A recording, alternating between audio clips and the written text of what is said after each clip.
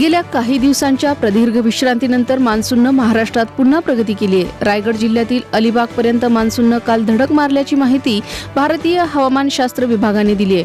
मुंबईत पुढील 24 ते 48 तासांसाठी हवामान विभागानं येलो अलर्ट जारी केलाय.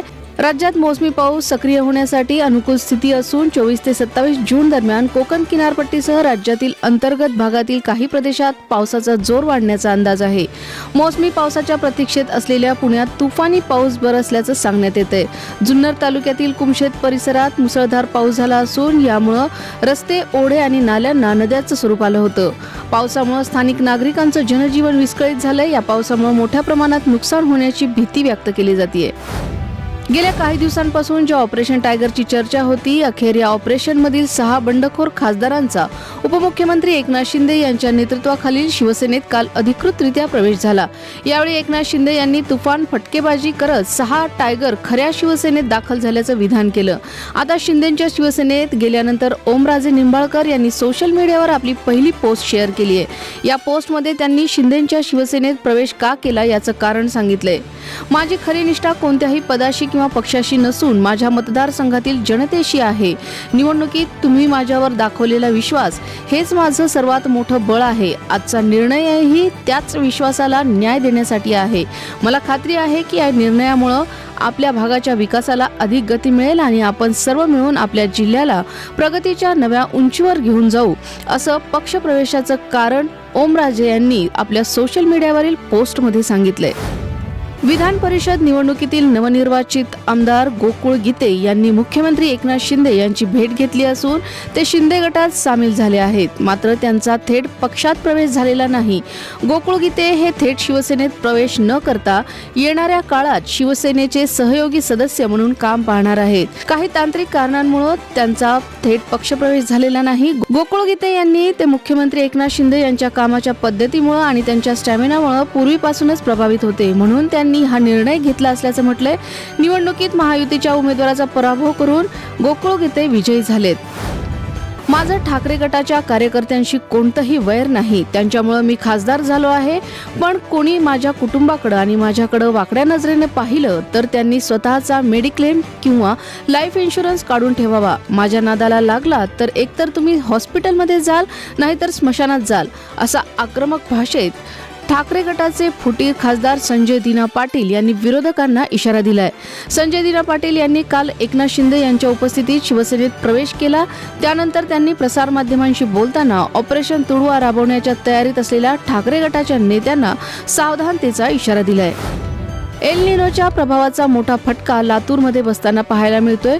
जून महिना संपत आला तरीही जिल्ह्यात पावसाचा थेंब नाही. उन्हाचा पारा 36 ते 37 अंश सेल्सिअसवर गेलाय. दरम्यान उन्हाचा पारा लक्षात घेता जिल्हाधिकाऱ्यांनी जिल्ह्यातील सर्व शाळांच्या वेळेत बदल करण्याचे आदेश दिलेत. लातूर जिल्ह्यातील शाळेच्या वेळेत बदल करण्यात आलाय. सकाळी 8 ते दुपारी 12:30 वाजेपर्यंत शाळा सुरू ठेवण्यात याव्यात असे आदेश जिल्हाधिकाऱ्यांनी काढलेत. दरम्यान 15 जून पासून सर्व शाळा नियमितपणे सुरू झाल्या आहेत. मात्र उन्हाचा पारा लक्षात घेता जिल्हाधिकाऱ्यांनी हे आदेश काढलेत. त्यामुळे इंग्रजी माध्यमांसह खासगी अनुदानित संस्था, जिल्हा परिषद यासह सर्वच शाळांच्या वेळेत बदल करण्यात आलाय. पश्चिम बंगालमधील राजकीय घडामोडींना वेग आल्याचं दिसतंय. न्यू टाउन येथे काल पार पडलेल्या बैठकीत तृणमूल काँग्रेसमधील बंडखोर गटानं ममता बॅनर्जी यांना पक्षाच्या अध्यक्षपदावरून हटवण्याचा निर्णय घेतलाय. त्यांच्या जागी हावडा मध्य मतदारसंघाचे आमदार अरूप रॉय यांची नवीन अध्यक्ष म्हणून नियुक्ती करण्यात आली आहे. याशिवाय अभिषेक बॅनर्जी यांना पक्षाच्या अखिल भारतीय सरचिटणीस पदावरून निलंबित केल्याची घोषणाही करण्यात आली. काल पश्चिम बंगाल विधानसभेचं अर्थसंकल्पीय अधिवेशन पार पडलं. अधिवेशनानंतर तृणमूल काँग्रेसच्या बंडखोर आमदारांनी न्यू टाउन मधील एका हॉटेलमध्ये बैठक घेतली. या बैठकीला पक्षाचे 60 आमदार उपस्थित होते. तसंच कोलकात्यातील जवळपास 70 माजी नगरसेवकांनीही यामध्ये सहभाग घेतला होता. याच बैठकीत 30 सदस्यीय समिती स्थापन करण्याचा निर्णय देखील घेण्यात आलाय. जागतिक तंत्रज्ञान क्षेत्रात आणि सिलिकॉन व्हॅलीमध्ये भारतीय बुद्धिमत्तेचा दबदबा सातत्यानं वाढत चाललाय. तंत्रज्ञान जगतातील दिग्गज कंपनी मेटानं एक अत्यंत महत्त्वाची घोषणा केली आहे.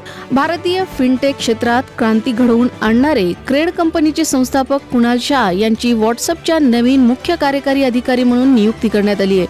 गुगल, मायक्रोसॉफ्ट आणि युट्यूब नंतर आता व्हॉट्सअपची धुराही भारतीय नेतृत्वाकडे सोपवण्यात आली आहे. दरम्यान कुणाल शाह यांच्या अगोदर सत्या नडेला हे 2014 सालापासून मायक्रोसॉफ्टचे नेतृत्व करत आहेत, तर सुंदर पिचाई हे सध्या अल्फाबेट आणि गुगलचे CEO आहेत. त्यासोबतच हैदराबादमध्ये एका तेलुगू हिंदू कुटुंबात जन्मलेले शंतनू नारायण 2005 पासून अडोबीचे नेतृत्व करत आहेत.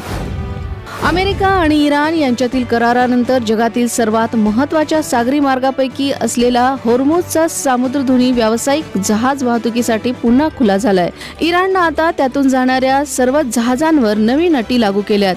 या नियमाचा जागतिक तेल आणि वायू पुरवठ्यावर मोठा परिणाम होणार असल्याचं सांगण्यात येते. नवीन नियमानुसार आता कोणत्याही देशाच्या जहाजांना या सामुद्रधुनीतून जाण्यासाठी पूर्व नोंदणी, सरकारी परवानगी आणि भक्कम विमा आवश्यक आहे. याशिवाय कोणतेही जहाज या मार्गातून जाऊ शकत नाही. या नियमाचा मुख्य उद्देश सुरक्षा आणि निगराणी मजबूत करणं हा असल्याचं इराणकडून सांगण्यात येते. फिफा फुटबॉल वर्ल्ड कप 2026 मध्ये लिओनेल मेसीनं पहिल्या सामन्यात हॅट्रिक करून अनेक विक्रम मोडले. मेसी अर्जेंटिनाचं नेतृत्व करत असताना ऑस्ट्रियाचा सामना करायला उतरला असताना त्यानं ऐतिहासिक कामगिरी केली. खरं तर हा विक्रम तो 10व्या मिनिटाला सहज पार करू शकला असता, परंतु पेनल्टी हुकल्यानं चाहत्यांना थोडी प्रतीक्षा करावी लागली. मात्र या महान फुटबॉलपटूनं त्याला गोट का म्हटलं जातं हे पुन्हा एकदा जगाला दाखवून दिलं. वर्ल्ड कप स्पर्धा इतिहासात सर्वाधिक 8 गोल सहाय्य करण्याच्या विक्रमातही डिएगो मॅराडोना यांच्याशी त्याने बरोबरी केली आहे. 31व्या मिनिटाला ऑस्ट्रियाच्या बचावपटूंनी पुन्हा एकदा त्यांचा जलवा दाखवला आणि मेसीचा आणखी एक गोल अडवला. 38व्या मिनिटाला मेसीनं पेनल्टी बॉक्स बाहेरून भन्नाट गोल केला आणि अखेर विक्रम नोंदवला. मेसी वर्ल्ड कप इतिहासात सर्वाधिक 17 गोल करणारा खेळाडू बनलाय. मागील सामन्यात अल्जेरिया विरुद्ध 3 गोल करून त्याने जर्मनीच्या मिरोस्लाव क्लोजशी बरोबरी केली होती. काही दिवसांपूर्वी झी मराठीकडून अभिनेते आदेश बांदेकर यांच्या होम मिनिस्टर कार्यक्रमाची घोषणा करण्यात आली. पण आता प्रेक्षकांना सुरांच्या दुनियेत घेऊन जाणारं सरप्राईज मिळणार आहे. गायक, संगीतकार आणि दिग्दर्शक अवधूत गुप्ते यांनी सारेगमप कार्यक्रमाची घोषणा केली आहे. त्यामुळे प्रेक्षकांमध्ये पुन्हा एकदा उत्सुकता निर्माण झाली आहे. झी मराठीवर आता होम मिनिस्टर कार्यक्रमानंतर सारेगमप कार्यक्रम सुरू होणार आहे. या संदर्भात झी मराठी वाहिनीनं त्यांच्या सोशल मीडियावर एक प्रोमो शेअर केलाय. यात अवधूत गुप्ते स्टुडिओ मध्ये बसलेले दिसतायत.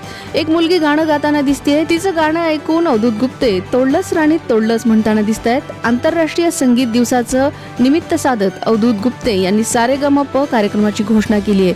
सध्या कार्यक्रमाचा फक्त प्रोमो समोर आलाय. कार्यक्रमाची वेळ आणि तारीख जाहीर करण्यात आलेली नाही.